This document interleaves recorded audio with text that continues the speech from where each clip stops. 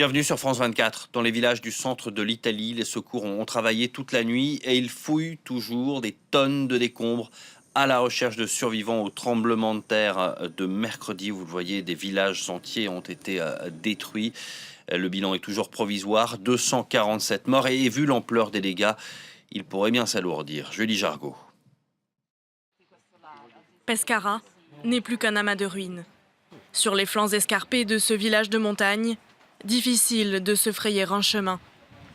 À quelques kilomètres de là, à Amatrice, les secouristes sont aidés de chiens et de pelleteuses. En tout, près de 4000 sauveteurs fouillent sans relâche les gravats des maisons.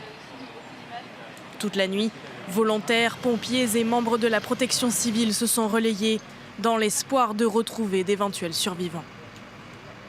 Beaucoup sont extraits des décombres vivants. Mais malheureusement, beaucoup de victimes que nous trouvons sont déjà décédées. Au fil des heures, l'espoir de retrouver des rescapés s'amenuise. Alors pour les sauveteurs, c'est une course contre la montre qui s'est engagée. Pour l'heure, nul ne sait combien de personnes sont encore prisonnières des ruines de leur maison. Au moins 3 villages ont été partiellement détruits.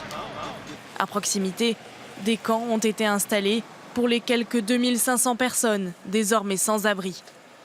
Certains des sinistrés ont choisi de reprendre des forces dans ce gymnase qui a résisté à la catastrophe.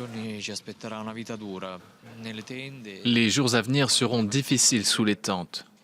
Puis l'hiver va arriver, toutes les maisons sont inhabitables, celles qui se sont effondrées, tout comme celles qui sont toujours debout, mais qui ont été gravement endommagées. La population vit également dans la crainte de nouvelles secousses. Depuis le tremblement de terre dans la nuit de mardi à mercredi, environ 200 répliques ont été ressenties.